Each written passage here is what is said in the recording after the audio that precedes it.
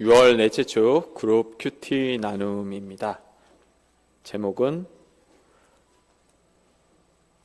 영원한 언약입니다. 오늘 본문의 말씀은 지난주에 이어서 다윗의 이야기를 좀 하고 있습니다. 오늘 본문의 말씀을 준비할 때 보니까 이 본문 전체적으로 핵심이 하나님의 주권을 드러내는 것이 아닌가라는 생각을 좀 하게 됐습니다. 우리 1번부터 하나씩 살펴보도록 하겠습니다. 다윗은 선한 마음으로 성전 건축을 계획했지만 하나님의 생각은 다릅니다. 첫 번째 질문하고 답을 보도록 하겠습니다. 1번, 언약궤가 성전, 즉 건물이 아닌 성막에 있다는 사실로 다윗이 괴로워하자 나단은 어떻게 조언합니까? 1절과 2절인데요. 제가 한번 읽어보겠습니다.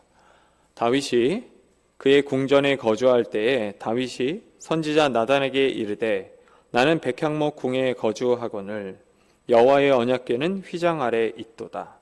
나단이 다윗에게 아뢰되 하나님이 왕과 함께 계시니 마음에 있는 바를 모두 행하소서라고 되어 있습니다.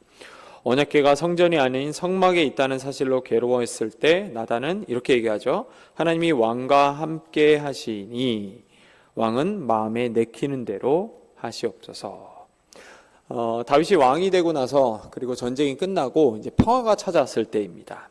어느 날 다윗이 이런 생각을 하는 거죠.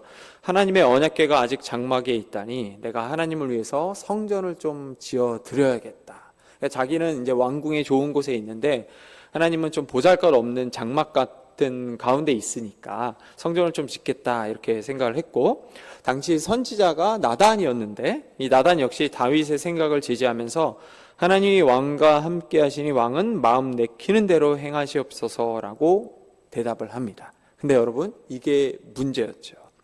나단의 발언은 하나님의 뜻이 아니라 자기의 생각이었기 때문입니다. 이걸 우리식대로 하면은 이런 것 같아요. 예를 들어 나한테 이제 어떤 고민이 있는 거예요. 고민이 있는데 내가 믿을 만한 목회자나 영적 동역자를 찾아가서 얘기를 하는 거죠. 내가 이런 고민이 있고 또 이런 걸 좀 하고 싶은데 감동이 너무 오는 것 같아. 그럼 이제 아무 생각 없이 얘기하는 거죠. 그래, 감동이 오는 대로 해. 그럼 하나님 좋아하실 거야. 나단이 이렇게 반응을 한 거예요. 근데 문제는 뭐냐면 지난번에도 우리가 봤던 것처럼 나단 선지자 역시 하나님께 묻지 않았다는 것. 하나님이 어떤 마음인지에 대해서는 전혀 관심이 없었다는 거죠. 지난주 우리가 언약궤를 가져오는 사건을 좀 살펴봤습니다. 다윗이 그런 생각을 하잖아요. 언약궤를 가져와서 하나님 중심의 나라를 세워야겠다. 그 마음이 너무 좋은 거예요. 누가 봐도 기뻐할 만한 마음이거든요. 근데 문제는 율법에 따르지 않고 갖고 오다가 사람들이 죽게 되는 거죠. 오늘 본문도 비슷하다고 볼 수 있습니다. 하나님을 위해서 성전을 지어야겠다. 나단도 좋아하네. 빨리 지어야지. 근데 정작 하나님은 그런 생각을 안 하고 계신 거예요. 난 그런 거 그닥 필요 없는데. 이런 부분들을 이야기하고 있다고 할 수 있습니다. 여러분 기억나시죠? 벤츠키. 그렇죠? 돈을 아무리 많이 벌어서 부인한테 벤츠키를 줘도 운전면허가 없으면 소용이 없잖아요. 그렇죠? 그런 것과 같다고 할 수 있습니다. 또 이제 집에 가서 그래도 운전면허 없어도 벤츠 있으면 좋은데 이렇게 얘기하지 마시고요. 네. 중요한 거는 이제 마음이죠. 우리 관련된 질문 두 번째도 한번 보도록 하겠습니다. 다윗이나 나단의 예상과 달리 하나님은 어떻게 말씀하십니까? 우리 3절과 6절 말씀을 한번 같이 보도록 하겠습니다. 그 밤에 하나님의 말씀이 나단에게 임하여 이르시되 가서 내 종 다윗에게 말하기를 여호와의 말씀이 너는 내가 거할 집을 건축하지 말라. 내가 이스라엘을 애굽에서 올라오게 한 날부터 오늘까지 집에 있지 아니하고 오직 이 장막과 저 장막에 있으며 이 성막과 저 성막에 있었나니 이스라엘 무리와 더불어 가는 모든 곳에서 내가 내 백성을 먹이라고 명령한 이스라엘 어느 사사에게 내가 말하기를 너희가 어찌하여 내 백향목 집을 건축하지 아니하느냐고 말했느냐 하고. 다윗이 나단의 예상과 달리 하나님은 어떻게 말씀하십니까? 라고 했을 때 백향목 집이 필요 없다고 하시면서 성전 건축을 하지 말라고 하셨습니다. 다윗이 방금 살펴봤던 것처럼 성전을 건축해야겠다 이렇게 마음 먹고 나단 역시 동의를 했던 그날 밤 하나님이 나단을 이제 찾아와서 얘기를 하시죠. 나는 백향목 궁전 같은 게 필요 없다. 약간 이렇게 상상력을 조금 보태서 얘기하자면 하나님이 이러셨을 것 같아요. 야, 나 백향목 필요 없어. 내가 언제 뭐 그거 달라고 한 적 있냐? 나 그런 거 필요 없어. 이렇게 얘기하셨을 것 같아요. 실제로 이 본문에도 나오지만 성경을 가만히 이렇게 살펴보면 출애굽 이후 사사시대 요 사이까지 하나님은 장막에 계속 계셨고요. 그 누구에게도 야, 장막이 너무 좁다. 좀 불편한데 좀 큰 것 좀 갖고 와라. 이런 얘기를 하신 적이 한 번도 없으십니다. 왜 하나님께서는 이 성막 짓는 것을 반대하셨을까요? 이유는 간단해요. 하나님은 시간과 공간에 제약되는 분이 아니기 때문이죠. 하나님이 여러분 교회 안에만 계십니까? 교회 바깥에도 계시죠. 하나님이 온 세상을 가리켜서 이 모든 것이 내 거라고 하시잖아요. 이게 언약을 통해서 하나님이 선포를 하시잖아요. 이 모든 것들을 내가 지었고 이건 다 내 거다. 우리는 이렇게 시간과 공간의 제약을 받아갖고 이렇게 이동도 할 수 없고 시간과 공간 속에서 제약을 받으며 살아가면서 나이가 들면 없었던 흰머리도 생기고 또 주름도 짓고 무릎에 이제 그 근육도 빠지면서 전에는 안 그랬는데 하면서 계단 오르기도 좀 힘들어하고 그런 부분들이 있습니다. 하나님은 시간과 공간에 제약되기보다는 오히려 시간과 공간을 만드시고 시간과 공간을 뛰어넘으면서 동시에 시간과 공간 안에도 계시는 분이시죠. 하나님이 비록 이제 구약 가운데서 언약이나 성막 같은 걸로 이제 임재하신다는 걸 보여주시지만 사실은 하나님은 그 가운데 계시지만 동시에 여러분 모든 곳에도 계신 분입니다. 하나님은 그냥 이렇게 작은 성소나 또는 아주 아름답게 지어진 어떤 백향목 같은 궁전에 갇혀 계시는 분이 아닌 거죠. 그러니까 하나님이 이 얘기를 하고 싶으시기 때문에 야, 딱히 그런 백향목이 사실은 필요 없다. 이 얘기를 했다고 할 수 있습니다. 나눔 1입니다. 하나님의 생각은 사람의 생각과 다를 수 있습니다. 그러니 당연해 보이는 일이라도 제래 짐작하지 말고 그때마다 하나님의 뜻을 여쭤봐야 합니다. 어떻게 주님의 뜻을 묻고 발견하고 있는지 서로 나누어 봅시다 라고 되어 있습니다. 우리 두 번째도 한번 계속 살펴보도록 하겠습니다. 다윗이 하나님을 위해서가 아니라 하나님이 다윗을 위해 집을 지어 주십니다. 첫 번째 질문, 하나님을 위해 성전을 건축하려는 다윗에게 도리어 하나님은 무엇을 약속하십니까? 라고 되어 있는데요. 7절부터 10절 말씀 우리 한 절 우리 같이 한번 읽도록 하겠습니다. 또한 내 종 다윗에게 이처럼 말하라. 만군의 여호와께서 이처럼 말씀하시기를 내가 너를 목장 곧 양떼를 따라다니던 데에서 데려다가 내 백성 이스라엘의 주권자로 삼고 내가 어디로 가든지 내가 너와 함께 있어 내 모든 대적을 내 앞에서 멸하였은즉 세상에서 존귀한 자들의 이름 같은 이름을 내게 만들어 주리라. 내가 또 내 백성 이스라엘을 위하여 한 곳을 정하여 그들을 심고 그들이 그곳에 거주하면서 다시는 옮겨가지 아니하게 하며 악한 사람들에게 전과 같이 그들을 해치지 못하게 하여 전에 내가 사사에게 명령하여 내 백성 이스라엘을 다스리던 때와 같이 아니하게 하고 또 내 모든 대적으로 내게 복종하게 하리라. 또 내게 이르니 여호와가 너를 위하여 한 왕조를 세울지니라. 하나님을 위하여 성전을 건축하려는 다윗에게 하나님은 다윗의 이름을 존귀하게 하고 또 이스라엘이 정착하여 다시는 옮겨 다닐 필요가 없게 하며 모든 대적이 굴복하게 하고 다윗을 위하여 한 왕조를 세우겠다고 오히려 약속을 하십니다. 우리가 앞에서 살펴봤던 1번 질문을 보면 이런 생각이 이제 듭니다. 아, 하나님 성전이 필요 없구나. 근데 요 질문과 답을 보면 아까는 필요 없다고 했는데 왜 갑자기 또 필요하시다고 얘기하시지? 왜 짓겠다고 얘기하시지? 이런 생각이 들거든요. 앞에 부분이 하나님이 이렇게 성전이나 이런 곳에 제약받는 분이 아니라는 것을 이야기한다면 요 뒷부분 요 본문의 말씀은 특별한 방식으로 이스라엘이 이해할 수 있도록 자신을 드러내기 위해서 성전 건축을 허락했다라고 할 수 있습니다. 우리가 통상 구속사라는 이야기를 하죠. 구속사를 이야기할 때 또 구약, 특별히 약속의 땅에 있을 때 하나님은 우리 눈에 보이고 실제로 만질 수 있는 방식으로 자신을 드러내십니다. 우리 이게 막 성경으로 막 이렇게 할 수는 없지만 한국 교회가 성장할 때를 보면 신유의 은사 같은 것들이 분명히 존재했습니다. 이게 마찬가지로 여러분 이스라엘 백성들이 약속의 땅에 들어가기 전 이때의 모습을 보면 지금과 조금 달라요. 그 이유는 뭐냐면 구속사 속에서 특별한 방식으로 당시 이스라엘 백성들이 이해할 수 있는 방식으로 하나님이 자신을 드러냈기 때문이죠.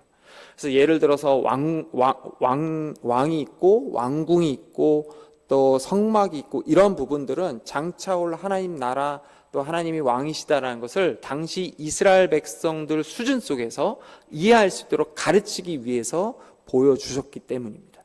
그래서 그걸 갖고 와서 쭉 생각을 해보면 하나님께서 시간과 공간에 제약받는 분은 아니시지만 당시 이스라엘 백성들이 알아들을 수 있도록 성전 건축을 허락했구나라고 우리가 이해할 수 있게 됩니다. 자, 관련돼서 2번 질문을 좀 보겠습니다. 하나님은 누구를 통해서 하나님의 집인 성전을 건축하십니까? 라고 돼 있는데 11절과 12절이 있거든요. 제가 한번 읽어보겠습니다. 내 생명 연한이 차서 내가 조상들에게로 돌아가면 내가 내 뒤에 내 씨 곧 내 아들 중 하나를 세우고 그 나라를 견고하게 하리니 그는 나를 위하여 집을 건축할 것이요 나는 그의 왕위를 영원히 견고하게 하리라 라고 돼 있습니다. 하나님은 다윗의 아들 중 하나를 세워 하나님의 성전을 건축하게 하신다라고 되어 있습니다. 우리가 처음부터 살펴봤던 것처럼 다윗은 언약궤를 갖고 와서 하나님 중심의 나라를 만들고 그리고 하나님을 위하여 성전을 건축하고 싶어 했지만 그 역할을 다윗이 아닌 아들에게로 넘깁니다. 우리 어제 우리 교육자 회의 때도 이제 나눴던 말씀 중 하나인데 통상 이런 얘기를 해요. 다윗이 왜 성전을 건축할 수 없었냐라는 거에 대해서 앞에 나와 있던 성경 본문의 말씀을 보면 너는 전쟁으로 인해서 피를 너무 많이 흘렸어. 이 얘기를 통상 얘기를 합니다. 그래서 그 역할을 솔로몬에게 넘겼다고 보통 이야기를 하죠. 그래서 실제로 이 본문의 말씀에 나와 있는 것처럼 이 말씀을 통해서 솔로몬이 그 성전을 짓고 또 다윗이 하고 싶었던 역할을 물려받아서 예루살렘 성전을 짓고 하나님의 임재를 경험하는 영광을 누립니다. 근데 여러분 이 다윗이 받았던 이 약속은 솔로몬으로 인해서 끝나는 게 아니죠. 이것은 사실 솔로몬을 통해서 이스라엘 당시 백성들에게 보여주지만 동시에 누구를 보여주냐면 장차 올 메시아이신 예수 그리스도를 갈망하고 기대하게끔 합니다. 말로는 너의 자손 또 성전 이야기를 하지만 또 솔로몬을 통해서 보여주지만 동시에 믿음으로 봤을 때 이것은 장차 올 예수 그리스도를 보여주고 있다라고 할 수 있는 거죠. 또 여러분 이 본문의 말씀을 보면 성전을 실제로는 누가 짓냐면 하나님이 짓겠다고 해요. 그럼 제가 하나님을 위해서 성전을 짓겠습니다라고 할 때 네가 나를 위해 짓겠느냐? 아니야, 내가 너를 위해 짓겠다라고 하는데 여러분 이렇게 잘 생각 한번 해볼까요? 보통 신약 성경에서 이렇게 우리를 가리켜서 이런 얘기를 하죠. 너희가 성전인 것을 모르느냐? 예수님이 이 땅에 오셔서 세운 어떤 정치적, 제도적 기관들이 하나도 존재하지 않습니다. 유일하게 하나를 뽑자면 그게 뭐냐면 교회죠. 교회를 정의를 할 때 우리가 뭐라고 얘기하냐면 성전과 달리 그리스도를 머리로 해서 모인 공동체라고 얘기를 합니다. 근데 그 공동체 각각의 이렇게 멤버라고 할 수 있는 이제 성도를 가리켜서 뭐라고 얘기하냐면 성전이라고 얘기를 해요. 근데 여러분 에베소서를 보니까 우리가 성전이잖아요. 요 성전 안에 누가 계시죠? 성령 하나님. 그리고 에베소서를 보니까 이런 표현이 등장을 합니다. 성령께서 우리 안에서 우리를 거룩하게 지어 가신다라고. 우리가 성전이고 우리 안에 계신 성령 하나님께서 우리를 거룩하게 만들어 빚어 가신다라고 얘기를 해요. 다윗이 성전을 건축하고 싶었지만 하나님이 어떻게 얘기하면 네가 아니라 내가 너를 위해서 짓겠다라고 얘기를 하는 거죠. 그럼 이게 동일하죠. 이스라엘 백성들은 하나님이 우리를 위해서 성전을 짓는 것처럼 믿음으로 볼 때 신약의 백성들 역시 그 안에 계신 성령께서 성전을 짓는데 그게 누구냐면 곧 우리를 가리키는 거죠. 그러니까 결국 이 말씀은 단순히 다윗의 아들인 솔로몬으로 끝나는 것이 아니라 오늘을 살아가는 우리를 향해서도 얘기하는 거죠. 내가 너희와 함께하고 너를 위해서 너 안에서 역사할 것이라는 것. 너가 거룩하게 빚어갈 것이다 라고 얘기하는 것을 말하고 있다고 할 수 있습니다.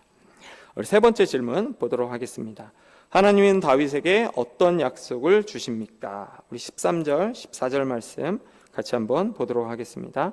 나는 그의 아버지가 되고 그는 나의 아들이 되리니 나의 인자를 그에게서 빼앗지 아니하기를 내가 내 전에 있던 자에게서 빼앗음과 같이 하지 아니할 것이며 내가 영원히 그를 내 집과 내 나라에 세우리니 그의 왕위가 영원히 견고하리라 하셨다 하라. 하라. 하나님은 다윗에게 어떤 약속을 주십니까? 하나님이 다윗의 아들의 아버지가 되고 그 왕위를 영원히 견고하게 하겠다는 언약을 주셨다고 할 수 있습니다. 제가 또 반복을 하지만 성경에는 중요한 언약들이 이제 등장을 하는데 통상 이제 타락 이후에 하나님 나라의 시작을 알리는 언약은 창세기 15장 17절에 있는 아브라함 언약입니다. 이 아브라함 언약은 근데 특징이 하나님이 일방적으로 무조건적으로 맺어진 것도 있지만 씨앗과 같은 형태라서 이렇게 잘 보이지 않습니다. 여러분 씨앗은 이렇게 눈에 잘 보이지 않잖아요. 근데 이 씨앗과 같은 형태의 언약이 모세 때 와서 이스라엘 백성 때 와서 왕궁이나 정치적 제사 이런 제도를 통해서 어떤 틀과 기틀을 갖게 됩니다. 근데 보통 이 모세 언약은 조건적인 성격을 가져요. 그래서 레위기 18장과 20장을 보통 한 쌍으로 읽는데 요 장의 18장 5절 같은 경우 이렇게 보면 이런 표현이 등장합니다. 너희도 범죄를 하면 이 땅이 너희를 토해내리라. 당시 가나안 땅에 살던 백성들을 이스라엘 백성들이 다 내쫓아야 됐거든요. 근데 그 이유 가운데 하나가 뭐냐면 여러 가지 성범죄가 있었습니다. 그 범죄에 기록된 내용이 레위기 18장과 20장인데 이 장들의 내용을 쭉 묵상을 하면 하나님이 이스라엘 백성들을 향해서 이렇게 얘기해요. 너희도 이런 범죄를 하면 이 땅이 너희를 토해내리라. 조건적인 거죠. 지켜라. 또 우리 출애굽기 말씀이나 십계명을 봐도 명확하게 알 수 있습니다. 지키라. 지키면 살 것이요. 이렇게 얘기를 해요. 또 여호수아도 마지막에 고별 설교를 할 때 그런 얘기를 하잖아. 나와 우리 집은 여호와를 섬기기로 했다. 너희 어떻게 할지 결정하라. 조건적인 성격을 갖는데 아브라함 언약과 다윗 언약은 그런 이야기가 없습니다. 하나님이 일방적으로 약속을 하세요. 일방적으로 약속을 했다는 것은 너가 어떤 실수를 하고 너가 어떤 잘못을 저질러도 내가 너를 책임지겠다라는 얘기입니다. 하나님이 다윗과 언약을 맺으면서 너의 왕권을 영원히 견고하게 세우리라라고 약속을 하죠. 그래서 여러분 바벨론 포로기 때도 이스라엘 백성들은 다윗을 생각하는 거예요. 장차 다윗과 같은 메시아가 오셔서 우리를 회복시킬 것이다. 지금 그 이스라엘하고 이란하고 전쟁을 막 치르고 있잖아요. 유대인들은 지금도 예수 그리스도를 메시아로 받아들이지 않죠. 그 이유 가운데 하나는 그 자신들이 생각하는 메시아상이 다윗과 같은 왕이기 때문입니다. 그래서 여전히 어떤 왕을 기다리냐면 정치적이고 군사적이고 또 때로는 평화로운 다윗과 같은 왕이 와서 우리를 회복시킬 것이다라는 생각을 갖고 있기 때문에 예수 그리스도를 메시아로 받아들이지 않을 뿐더러 여전히 기다리고 있습니다. 어쨌든 이 다윗의 언약을 보면 우리에게 그런 얘기를 하는 거죠.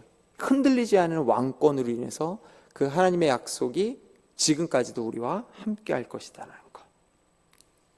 제가 다윗 이 본문을 다루면서 다윗의 그 생애를 조금 한번 다시 생각해 보게 됐습니다. 제가 학교 다닐 때는 좋아하는 인물을 써내십시오라고 하면은 교회 다니는 친구들은 넘버원이 항상 다윗이었습니다. 그러니까 교회 다니는 친구들이 외국에 나와서 영어 이름 지으라고 해도 대부분 다윗을 이제 나타냈거든요.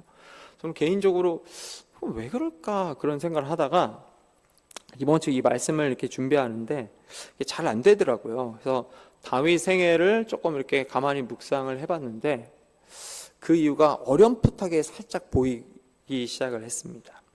여러분 다윗은요, 우리 이거 기억나시죠? 사무엘이 사울 대신 다윗을 찾아와 기름 붓는 사건. 그때 가만히 보면 다윗은 집에서조차 이름이 불리지 않던 소년이었어요. 요즘으로 따지면 이거 정말 상처가 깊거든요. 이름이 불리지 않아요. 여성도 아니고 남자인데 이름이 기억되지 않고 불리지 않는 소년입니다. 근데 시간이 지나서 지금 보니까 유대인들, 아까 제가 언급했지만 지금처럼 다윗의 이름이 인기를 갖고 널리 알려지고 영원히 기억되는 게 없어요. 근데 여러분, 그 이름이 기억되고 인기를 얻고 뭐 어쨌든 이 다윗의 인생과 삶과 이름이 기억되는데 가장 중요한 요소는 하나님의 은혜입니다. 하나님이 자신의 주권으로 다윗에게 임하신 거예요. 지난주 보니까 언약궤를 갖고 올 때 실수를 하고 성전을 지을 때 또 실수를 합니다. 그럼 이건 사실 리더로서 적합하지가 않아요. 요즘 인기 있는 리더는 통상 팔로우라고 얘기를 합니다. 그 2000년대 초반에는 탑다운이라고 해갖고 탑다운, 위에 있는 사람이 건의를 가지고 일을 시키는 리더였어요. 다윗도 옛날 사람이기 때문에 탑다운의 모습이 있는데 가만히 보면요, 팔로우의 모습이 있어요. 왜냐하면 하나님 중심이거든요. 나는 왕이지만, 이스라엘 왕이지만 하나님 앞에서는 종이다. 탑다운이 아니에요. 팔로우예요. 많은 사람들에게 명령을 하지만 명령하기 전에 하나님의 마음을 품은 사람이 어떻게 살아가야 되는지를 보여주는 거예요. 그러니까 요즘 말로 하면 팔로우가 돼갖고 사람들이 막 다윗을 따르는 거죠. 다윗이 여러분 자기 아들에게 쿠데타 당해갖고 쫓겨날 때 기억나시나요? 사람들이 쫓아가요. 다윗이 이런 얘기 안 합니다. 나를 따르라. 내가 다시 왕권을 회복할 거야. 잠깐 피난 갔다 올 거야. 안 해요. 그 앞에 부분 이야기를 쭉 보면 다윗이 어떤 리더인지가 보이는 거죠. 하나님 앞에서 어떤 리더. 그 영향력으로 인해서 사람들이 다윗을 따르는 거죠. 단순히 탑다운이 아니라 팔로우 역할까지 하는 걸 보여줘요. 제가 이걸 보면서 다윗 진짜 대단하다. 정말 이런 인생을 살 수 있을까라고 하는데 순간 딱 떠오른 단어가 은혜였어요. 다윗이 마음을 잘 결심한 것도 있지만 사실은 그 인생을 잡고 끌고 가시는 하나님이 없다면 이게 불가능하구나. 불가능합니다. 여러분 혹시 타블로 아시나요?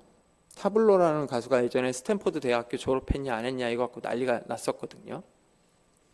타블로가 유튜브에 나와서 그런 얘기를 하더라고요. 인생이 그렇게 길게 살지 않고 저랑 나이가 동갑이거나 그러거든요. 근데 이런 얘기를 해요. 10대, 20대에는 나보다 뛰어난 사람들이 반드시 존재한다고 생각을 했는데 나이가 들어가서 보니까 점점 드는 생각이 그놈이 그놈이라는 거. 다 실력이 그냥 그거 같다는 거. 근데 제가 그걸 보면서 이게 그 유명한 하나님의 은혜고 하나님이 우리를 위해서 일하신다는 거구나. 그걸 깨달았어요. 요 다윗의 인생을 보면 계속 실패, 실수가 나옵니다. 그럼에도 불구하고 여전히 그 다윗과 같은 메시아를 기다리는 유대인이든 아니면 영어 이름을 지을 때 다윗이라는 이름을 쓰든 그 출발점이 어디인가 보면 그 딱 하나예요. 하나님의 은혜. 여러분 저보다 인생 많이 사셨잖아요. 더 많은 걸 갖고 계시죠? 더 많이 뛰어나시죠? 근데 은혜를 제외하면 우리는 아무것도 아닙니다. 본문의 말씀이 그 얘기를 하는 거죠. 내가 은혜로 하나님의 주권이란 걸 가지고 너를 인도할 것이다. 다윗처럼. 오늘 본문의 말씀 이렇게 돼 있죠. 첫 번째, 하나님은 시간과 공간에 국한되지 않는다는 거. 두 번째로, 하나님은 여전히 우리 안에서 다윗에게 보여줬던 것처럼 우리 안에서 우리를 거룩하게 빚어가고 있다는 거. 이걸 한마디로 정의한다면 하나님의 주권이 우리의 삶을 주관하신다라고 할 수 있습니다. 여러분 이 두 가지 사항을 기억하면서 또 때로는 하나님의 주권을 묵상하면서 한 주간 승리하기를 주님의 이름으로 소망합니다.